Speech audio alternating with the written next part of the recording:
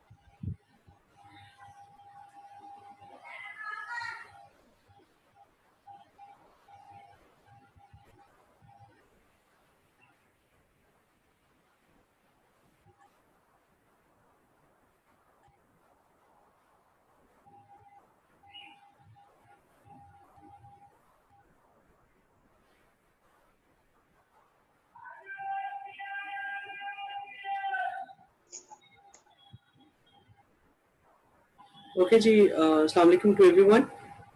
हम लोग जो है वो there are almost 15 people join with me. तो हम लोग जो है let's start with the lecture, और फिर उसके बाद जैसे जैसे लोग जो है वो आते जाएंगे, ज्वाइन करते जाएंगे, तो वी विल कंटिन्यू या वी विल रिज्यूम, जो है हम उनको जो है वो ऐड करते चले आएंगे और हम अपनी चीज़ों को जो है वो कंटिन्यू करेंगे। अच्छा, हम लोगों ने लास्ट क्लास तक जो लेक्चर लिया, लास्ट क्लास तक जो हमने चीज़ें कंटिन्यू की, उन तमाम की तमाम चीज़ों में हम लोगों ने बहुत सारे एरियाज को स्ट्रेटेजिक मैनेजमेंट के अंदर जो है वो फोकस किया। उन एरियाज के अंदर हमने जो है वो सबसे पहले विजन मिशन से स्टार्ट किया। विजन मिशन से स्टार्ट करने के बाद हम स्वॉट के ऊपर गए। स्वॉट के बाद हमने जो है वो मुख्तलिफ डायमेंशन डोमेन्स को देखा। फिर उसके बाद हमने बोर्ड ऑफ गवर्नर्स को देखा। फिर उसके बाद हमने ये देखा कि कॉम्पनसेशन किस तरीके से डील कर रहे होते। आज हम जो देखेंगे वो ये देखेंगे कि स्ट्रेटेजिक मैनेजमेंट और बिजनेस पॉलिसी की जब हम बात करते हैं तो उसमें हमारे पास इवैल्यूएशन या जो हमारे पास चेकिंग कंट्रोल्स होते हैं वो किस तरीके से क्रिएट किए जाते हैं या वो किस तरीके से डिटरमिन किए जाते हैं। क्योंकि जो सबसे इम्पोर्टेंट चीज है किसी भी प्रोसेस को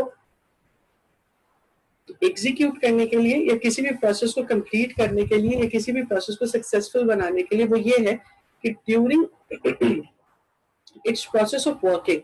during its activity performance, during its execution, during its proceedings, during its workout, on its way, हम लोग जो है ये चीज चेक करें कि जो हमने पेपर के ऊपर काम किया हुआ है कि चीजें बिल्कुल उसी तरीके से हो रही हैं। अब इसमें दो एरियाज हैं जिसको हम फोकस कर रहे होते हैं। एक ये कि ड्यूरिंग द वर्किंग जब हम चीजों को देख रहे होते हैं तो उसको हम नाम देते हैं कंट्रोल का। कंट्रोल का मतलब ये होता है कि अगर हमारे पास कोई भी चीज जो है वो डेविएट कर रही है किसी पॉइंट से, जो है वो अपनी जगह से हट रही है और हमें फील हो रहा है, तो हम उसे फोर्सफुली या हम उसे विद सम पावर या हम उसे विद सम एफर्ट जो है वो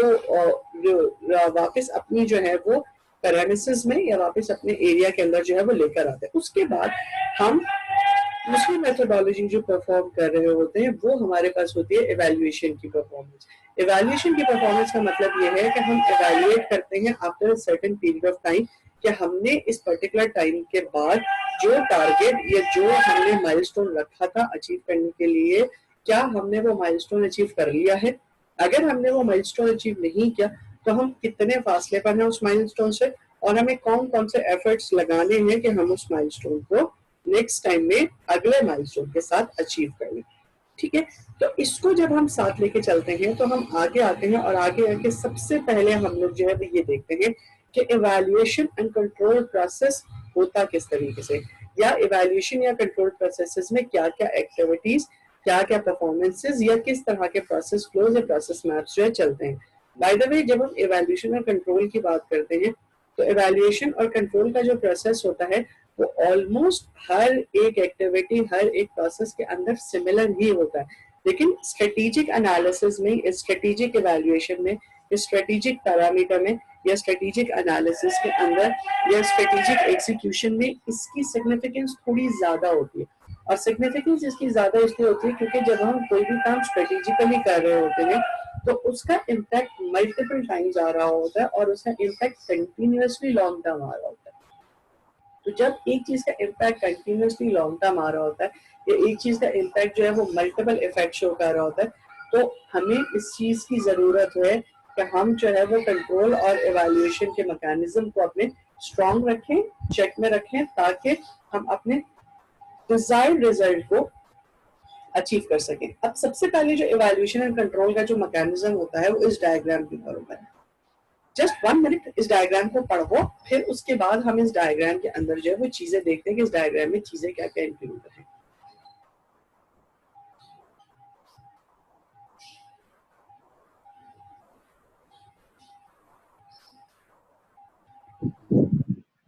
ओके जी, अब हम इस डायग्राम को अगर देखें तो इस डायग्राम के अंदर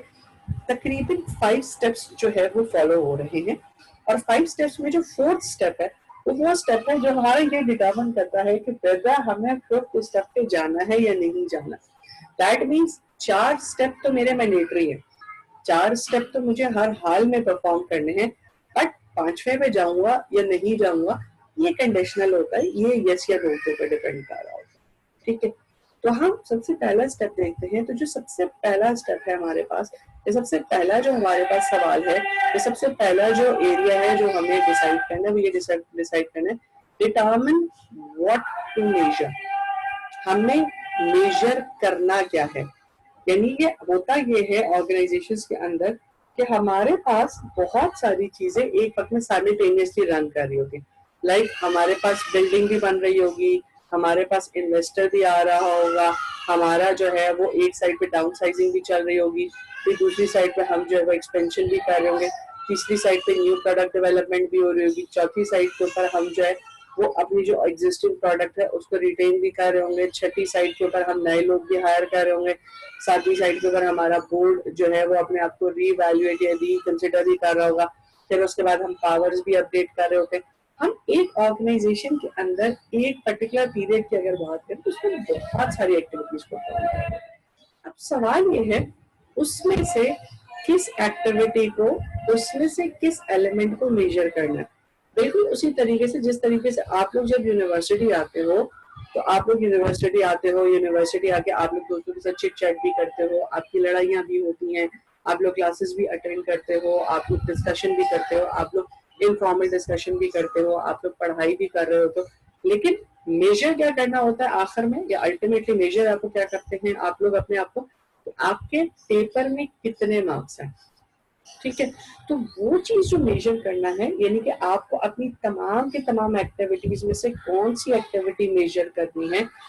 ये चीज जिस तरीके से आपकी यूनिवर्सिटी में डिटरमिन की गई है, बिल्कुल इसी तरीके से इंडस्ट्रीज के अंदर, बिल्कुल इसी तरीके से प्रोडक्शन यूनिट्स के अंदर, बिल्कुल इसी तरीके से सर्विस सेक्टर के अंदर, बिल्कुल इसी तरीके से ऑर्गेनाइजेशंस के अंदर मेजर किए जाते हैं, ये डिफाइन किए जाते हैं कि जी ये पर्टिकुलर एलिमेंट हमें मेजर करना है। कुछ ऑर्गेनाइजेशन में वो मेजरिंग इंडेक्स पैसा भी हो सकता है, कुछ ऑर्गेनाइजेशन में वो मेजरिंग इंडेक्स जो एक्सपेंशन भी हो सकती है, कुछ ऑर्गेनाइजेशन में वो मेजरिंग इंडेक्स लोगों का डेवलप करना भी होता है, कुछ ऑर्गेनाइजेशन में वो मेजरिंग इंडेक्स ऑर्गेनाइजेशन से लोगों को छोड़ के जाना होता है, कुछ ऑर्गेनाइजेशन में वो मेजरिंग इंडेक्स लोगों का ऑर्गेनाइजेशन में रिटेन करना होता है। इस तरीके से हर ऑर्गेनाइजेशन के लिहाज से व्हाट टू मेजर का सवाल जो है वो डिफरेंट होता है, और इसी तरीके से हर एक सिचुएशन में व्हाट टू मेजर का सवाल डिफरेंट होता है। लाइक अब जिस तरीके से कोरोना की सिचुएशन है, कोरोना की सिचुएशन में दुनिया की तमाम जितनी भी स्ट्रेटेजिकल पॉलिसीज बनी है, ये दुनिया के जितने के बिजनेस प्लान बने, या दुनिया के अंदर जितनी स्ट्रेटेजीज बनाई गई है, दुनिया में जितनी स्ट्रेटेजीज इम्प्लीमेंट की गई, उसका व्हाट टू मेजर का जवाब डिफरेंट है कंपैरेटिव उस पीरियड के जो कि दिसंबर 2019 तक का था। मतलब 2019 तक का मेजरिंग या स्ट्रेटेजी या व्हाट टू मेजर का आंसर कुछ और था, जनवरी से लेके अब तक व्हाट टू मेजर का आंसर कुछ और है। फर्स्ट टू डिटरमिन, चले हम सपोजिटली ये लेके चलते हैं, या हम रफली लेके चलते हैं कि जी what we are going to measure, we are going to measure the profitability, ठीक है। हम सबसे पहले क्या चीज मेजर करने का डिफाइन करते हैं, हम ये कहते हैं कि जी हम प्रॉफिटेबिलिटी को मेजर करेंगे, एक बात हो गई। दूसरी बात ये, स्टैब्लिश प्री डिटरमिन्ड स्टैंडर्ड्स। अब जब हम मेजर कर लेंगे, मतलब हमने मेजरिंग इंडेक्स ले लिया और हमें ये पता चला कि इस साल हमारे पास 10 करोड़ का फायदा हुआ है, ठीक है। अब 10 करोड़ का जो फायदा हुआ है, अब हमें ये चीज डिटरमिन करनी है कि जो 10 करोड़ का हमें प्रॉफिट हुआ है, वो प्रॉफिट हम उसको प्रॉफिट कहना भी चाहिए या नहीं कहना चाहिए, या वो प्रॉफिट अच्छा हुआ या बुरा हुआ, ये हम कैसे डिफाइन करेंगे। ये हम इस तरीके से डिफाइन करते हैं कि हम स्टेप 2 के अंदर सबसे पहले अपने परफॉर्मेंस स्टैंडर्ड को या अपने प्री डिटरमिन्ड स्टैंडर्ड को स्टैब्लिश कर लेते हैं। प्री डिटरमिन्ड स्टैंडर्ड्स को स्टैब्लिश करने का मतलब क्या होता है, इसका मतलब ये होता है कि हम कोई ना कोई एक पैरामीटर, हम कोई ना कोई एक एलिमेंट, हम कोई ना कोई एक कंपोनेंट को जो है वो स्टैंडर्ड कर लेते हैं। लाइक मिसाल के तौर पे हम ये कह देते हैं कि जी पिछले साल का जो हमारा प्रॉफिट है, या पिछले साल की जो हमारी प्रॉफिटेबिलिटी थी, या पिछले साल की जो अर्निंग थी, हम उसे बेंचमार्क कर लेते हैं। अब मिसाल के तौर पे पिछले साल की अर्निंग आपकी 10 लाख रुपए थी, तो एनीथिंग जो कि 10 लाख से ऊपर होगी वो आपका प्रॉफिट होगा, यानी एनीथिंग जो 10 लाख से ऊपर होगा, यू विल बी सेइंग कि हाँ जी ठीक है,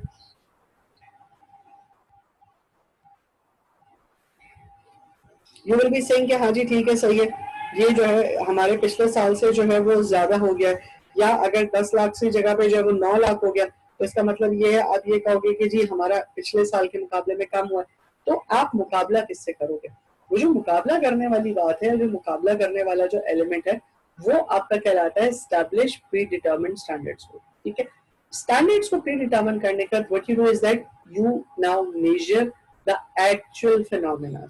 यानी जो असल रियल वर्ल्ड में, रियल एनवायरनमेंट के अंदर, रियल पिक्चर में जो आपकी चीजें मेजर करने वाली होती हैं, वो हम मेजर करते हैं। अब मेजरिंग का क्या मतलब होता है, मेजर का मतलब ये होता है कि एक्चुअल वर्सेस डिजायर्ड, यानी एक्चुअल आपका क्या हुआ, यानी आपने एक्चुअल आपकी परफॉर्मेंस जो है वो क्या थी, और what was your desired performance, ठीक है। अब इसके बाद जब स्टेप 4 पे जाते हैं, तो स्टेप 4 जो हमारे पास है वो स्टेप 3 की ब्रांच आउट है, मतलब स्टेप 3 का अगला पोर्शन है, कंप्लीट स्टेप नहीं है। इसलिए अगर आप देखो तो बाकी तमाम के तमाम जो है रेक्टेंगुलर बॉक्सेस के अंदर है, और एक बॉक्स अगर आप देखो तो वो त्रिकोण शेप में है, मतलब स्क्वायर कोन शेप के अंदर है। क्यों, क्योंकि ये बेसिकली शो कर रहा होता है कि ये जो थर्ड है उसका ऑफशूट है, या थर्ड का एक स्टेप है, चूंकि वो यूनिक है, चूंकि उसकी सिग्निफिकेंस ज्यादा है, इसलिए आपने उसको इस तरीके से शो कर दिया। अब फोर्थ क्या है, Does performance matches the standard? ये एक बड़ा बेसिक सा सवाल है जो कि बेसिकली आपके थर्ड एक्टिविटी का रिजल्ट शो करता है। क्या आपकी परफॉर्मेंस जो है वो आपके स्टैंडर्ड के साथ जो है मैच कर गई है? इफ यस, अगर तो हो गया तो इसका मतलब ये है कि योर मैकेनिज्म इज डन। आपको किसी तरह के कंट्रोल, किसी तरह के चेक, किसी तरह की रेक्टिफिकेशन की जरूरत नहीं है, किसी तरह की करेक्टिव एक्शन लेने की जरूरत नहीं है, because what ever you have done, what ever you have created, what ever you have form, what ever you have is what जो कि आपके एक्चुअल और डिजायर्ड के बीच का जो डिस्टेंस है, या एक्चुअल जो आप जो परफॉर्मेंस कर रहे हैं वो और जो आपको डिजायर्ड है, दोनों को मैच करा रहे हैं। ठीक है, if it's done,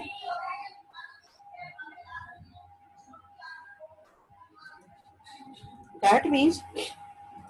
it's done, मतलब यू नीड टू स्टॉप। अब आप इसको जो है वो आगे की तरफ मूव करें। इफ नो,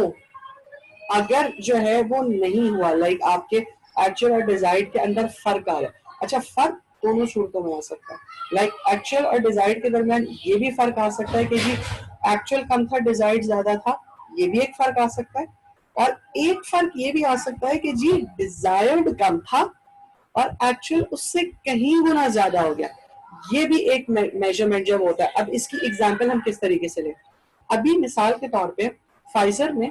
बहुत रिसेंटली एक क्लेम लॉन्च किया कि जी उन्होंने कोविड की मेडिसिन क्रिएट कर ली है। ठीक है, कोविड की मेडिसिन क्रिएट करने का मतलब ये है कि उसको उन्होंने जो है वो वैक्सीन को टेस्ट किया है। ऑलमोस्ट 90% जो उनके फॉर्म्स है, 90% जो पेशेंट्स हैं, 90% जो रिकवरी का मेजरिंग इंडेक्स है, वो 90% रिकवरेबल है। पीपल आर, जो जिन लोगों पे भी टेस्ट किया गया, दे हैव 90% रिकवर।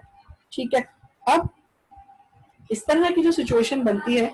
ये सिचुएशन वो है जिसमें आपका प्रॉफिट जो है, या जिसमें आपका एक्चुअल और डिजायर्ड का जो डिफरेंस है वो एक्सेप्शनल लेवल पे चेंज हो जाएगा। एक्सेप्शनल लेवल पे चेंज होने का मतलब ये, शायद what ever you have desired it may be less than actually जो कि आप आउटकम रियल लाइफ के अंदर या रियलिटी के अंदर जो है वो एक्वायर कर रहे हैं। तो अगर इस तरह का कोई भी केस आता है या इस तरह की कोई भी सिचुएशन आती है, तो इन सिचुएशन के अंदर अल्टीमेटली आपको स्टॉप होना होता है, क्योंकि करेक्टिव एक्शन की तो जरूरत ही नहीं है। करेक्टिव एक्शन की इसलिए जरूरत नहीं है क्योंकि जब आपके पास डिजायर्ड जो है वो एक्चुअल से ज्यादा होगा तब आप कोई चीज करेक्ट करेंगे। अगर आपका डिजायर्ड एक्चुअल से ज्यादा हो गया तो भी बहुत अच्छी बात है, अगर आपका डिजायर जो एक्चुअल के बराबर है तो भी अच्छी बात है। ठीक है, तो इन दोनों केसेस के अंदर आपका जो है वो स्टॉप की केस में आता है। लेकिन जब आपका एक्चुअल डिजायर्ड से कम होता है, जब आपका एक्चुअल जो है वो डिजायर्ड से कम हो जाता है, तो उस सिनेरियो के अंदर आप जो है वो अपने करेक्टिव एक्शन के ऊपर लेके चले आते हैं। करेक्टिव एक्शन जो आपका होता है वो आपका कंट्रोल भी हो सकता है, करेक्टिव एक्शन आपका जो है वो री इवेल्युएशन भी हो सकता है, करेक्टिव एक्शन जो आपका होता है वो स्टेप्स के अंदर अमेंडमेंट या मॉडिफिकेशन भी हो सकता है। इट कैन बी, मतलब ये इनमें से कोई भी एक स्टेप हो सकता है। और एवरी टाइम जब आप करेक्टिव एक्शन को इम्प्लीमेंट करते हैं तो you again jump back to the step number 3, जहां पे आप दोबारा मेजर करते हैं परफॉर्मेंस को उसके अगेंस्ट में जो कि आपने स्टैब्लिश किया हुआ स्टैंडर्ड। अब एक चीज यहाँ पे जो सबसे इंपॉर्टेंट है, या जो सबसे ज्यादा हाईलाइटिंग है, सबसे ज्यादा जो फोकस करने वाली बात है, वो ये है कि जब आप करेक्टिव एक्शन लेते हैं तो करेक्टिव एक्शन लेने का मतलब ये नहीं है कि आप अपने स्टैंडर्ड चेंज कर दें। स्टेप 2 के अंदर जो चीज आपने डिफाइन की हुई है इट विल स्टे इंटैक्ट। जो आपने स्टैंडर्ड डिफाइन किया हुआ है स्टैंडर्ड वो ही रहेगा, स्टैंडर्ड चेंज नहीं होगा। ओके जी, अजान हो रही है, एक मिनट।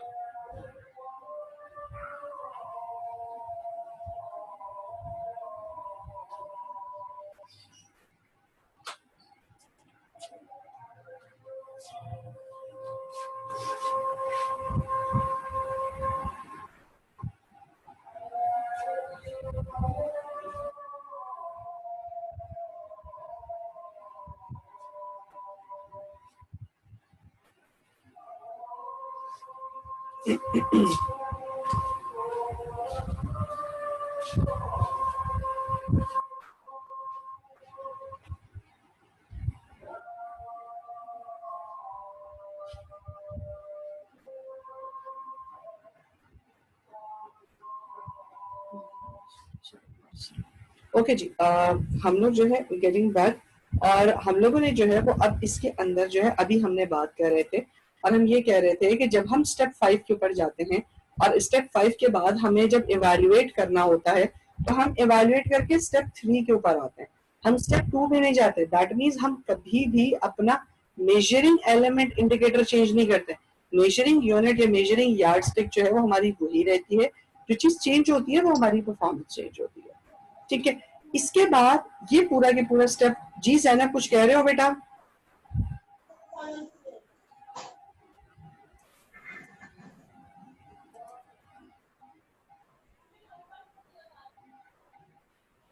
ओके,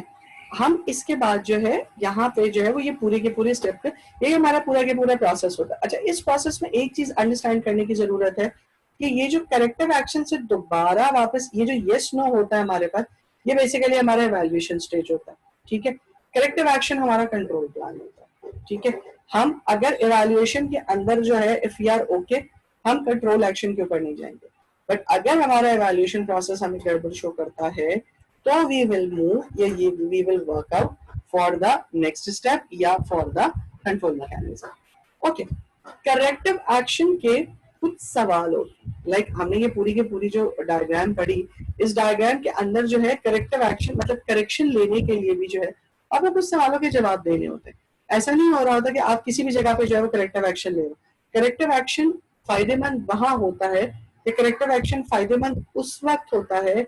जब आप एग्जैक्ट उसी जगह के ऊपर अमेंडमेंट्स करते हो या एग्जैक्ट उसी जगह के ऊपर मॉडिफिकेशंस करते हो जिस जगह पे मॉडिफिकेशंस या अमेंडमेंट्स की जरूरत है। लाइक मिसाल के तौर पे करेक्टिव एक्शन से कुछ सवाल है, इन सवालों के अगर आप एग्जैक्ट और सही जवाब दे देते हैं तो आपके लिए देयर इज 100% पॉसिबिलिटी कि आप बिल्कुल सही जगह पे करेक्टिव एक्शन डालेंगे और करेक्टिव एक्शन डाल के आप सही तरीके से या सही जगह पे जो है वो रिजल्ट एक्वायर करेंगे। पहला सवाल, is there a deviation, a chance fluctuation?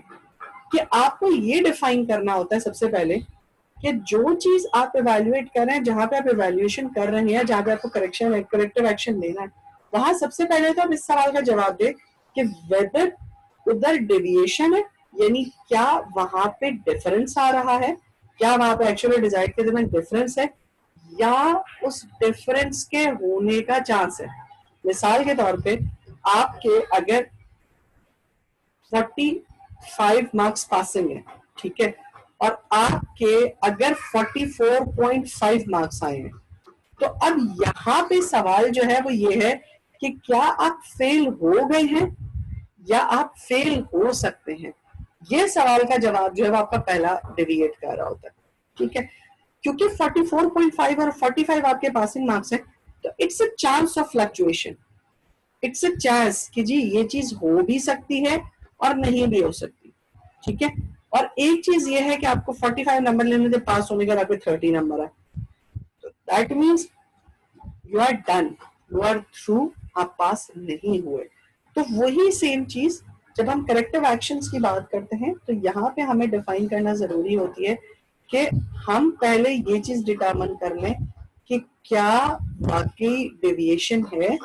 क्या वाकई फर्क है, या जिस चीज को हम फर्क कह रहे हैं वो फर्क नहीं बल्कि एक नॉर्मल सी फ्लक्चुएशन है।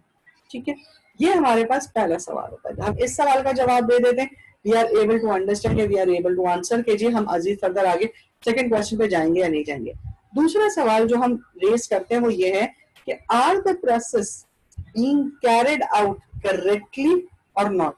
कि जो भी प्रोसेसेस आपके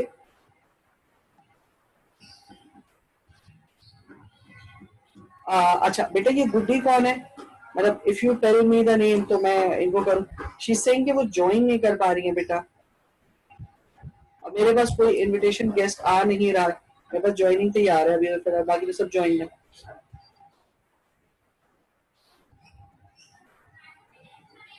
ओके, सेकंड जो है वो हमारे पास ये है कि are the process being carried out correctly या इनकरेक्टली, क्या आप जो प्रोसेसेस परफॉर्म कर रहे हैं या जो एक्टिविटीज परफॉर्म कर रहे हैं या जो चीज आप एक्टिविटी करने के लिए जा रहे हैं, तो जितने भी स्टेप्स आपने लिए हैं एक्टिविटी को परफॉर्म करने के लिए, are all those steps, are all those process in accordance to the methodologies या in accordance to the process या in accordance to the activities या in accordance to the methodologies या in accordance to the in accordance to the agreed point, मतलब जो agreed आपका point है क्या उसके मुताबिक है या नहीं है। यहाँ पे इस सवाल का जवाब देना इसीलिए बहुत ज्यादा फंडामेंटल है क्योंकि इसलिए बहुत ज्यादा फंडामेंटल है क्योंकि जो है वो हमारे पास, हमें सबसे पहले तो ये डिफाइन करना जरूरी होता है कि हमारे जो प्रोसेसेस हैं या हमारी जो एक्टिविटीज हैं या हमारे जो स्टेप्स है वो सही है भी सही है नहीं, क्योंकि अगर हमारे तो स्टेप्स ही खराब होंगे तो हमें बाकी किसी चीज को सही करने की जरूरत है, हमें सीधे सीधे अपने स्टेप्स ही सही करने की जरूरत पड़ेगी। ठीक है, तो यहाँ पे हम वो चीज डिफाइन करते हैं कि वजह, दूसरा सवाल जो हमारे पास होता है कि हम स्टेप्स चेक करते हैं कि हमारे स्टेप सही हैं या गलत है। ठीक है, तीसरी जो चीज वो चेक करते हैं ये चेक करते हैं are the processes appropriate to achieve the desired result, कि जो स्टेप्स, ये जो एक्टिविटीज, ये जो आप मेजर ले रहे हैं परफॉर्म करने के लिए, क्या वो काफी हैं या क्या वो अप्रोप्रिएट हैं आपके डिजायर्ड रिजल्ट को अचीव करने के लिए। मिसाल के तौर पर आपको एयरपोर्ट जाना है, ठीक है, तो क्या आपका रास्ता जो आप ले रहे हैं क्या वो वाकई आपको एयरपोर्ट पहुंचाएगा। अगर तो वो रास्ता आपको वाकई एयरपोर्ट पहुंचाएगा तो तीसरे सवाल का जवाब आपका यस में आ जाता है। चौथा सवाल, who is the best person to take action, ये आपकी अथॉरिटी, ये आपकी पावर और ये आपका फंडामेंटल एलिमेंट होता है कि करेक्टिव एक्शन लेना किसको है। क्या करेक्टिव एक्शन उस वर्कर को लेना है जो काम परफॉर्म कर रहा है, क्या करेक्टिव एक्शन उस मैनेजर को लेना है जो काम परफॉर्म कर रहा है, क्या करेक्टिव एक्शन बॉस को लेना है, क्या करेक्टिव एक्शन सीईओ को लेना है, क्या करेक्टिव एक्शन बोर्ड को लेना है, क्या करेक्टिव एक्शन कॉर्पोरेट को लेना है, किसने करेक्टिव एक्शन लेना है, उस चीज को डिफाइन करना और बेस्ट पर्सन का आइडेंटिफाई होना is one of the most important thing जो कि आपको बताता है कि जी करेक्टिव एक्शन जो है वो, करेक्टिव एक्शन जो है वो आपका ओके है या करेक्टिव एक्शन जो है वो आपका सही है। ठीक है, बिल्कुल कीपिंग इट टिल हियर, मैं अभी आपका सेशन जो है वो ऑफ कर दूंगा अटेंडेंस लेने के बाद और फिर उसके बाद नेक्स्ट सेशन रिज्यूम करूंगा, तो आप लोग जो है वो अपने नेक्स्ट सेशन में जो है वो रिज्यूम हो जाएगा, मतलब नेक्स्ट सेशन ज्वाइन कर लीजिएगा। ओके, मैं नाम ले रहा हूँ, आप प्लीज मुझे जो है वो अपनी अटेंडेंस जो है वो बताते चले जाए सारे के सारे।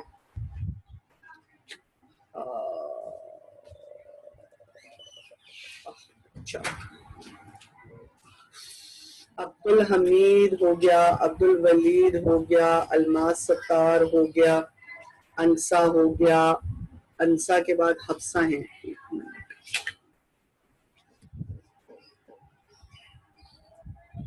अच्छा जी, अंसा के बाद हफ्सा है, हफ्सा के बाद इमरान एम इलियास हैं, इमरान एम इलियास के बाद इकरा ताहिर हैं, इकरा ताहिर के बाद खुर्रम मुजाहिद हैं, खुर्रम मुजाहिद के बाद कोमल रशीद हैं, कोमल रशीद के बाद माहीन है, माहीन के बाद महविश बेटा अब लास्ट क्लास में नहीं थे, खैरियत थी। महविश के बाद मारिया सलीम है, मारिया सलीम के बाद मिनाल खत्री है, मिनाल खत्री के बाद सत्तार है, निदा सत्तार के बाद पलवशा है, पलवशा के बाद रुबाब हैं,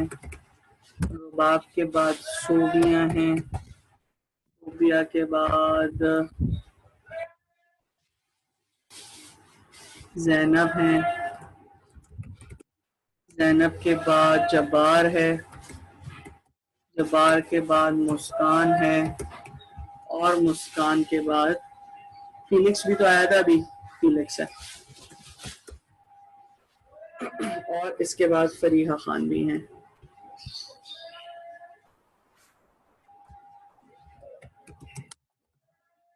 ओके जी, अच्छा आप लोगों में से अब कौन कह रहा है? अब्दुल हमीद जी, अब्दुल हमीद बेटा आपका होगी, आपकी अटेंडेंस होगी। अब माविश ओके ठीक है बेटा, मैं सेशन लिस्ट खत्म कर रहा हूँ, कंप्लीट कर रहा हूँ। आप नेक्स्ट सेशन में स्टार्ट करूंगा तो आप उसके अंदर सब लोग जो है वो दोबारा से वापस ज्वाइन कर जाए, ठीक है? ओके।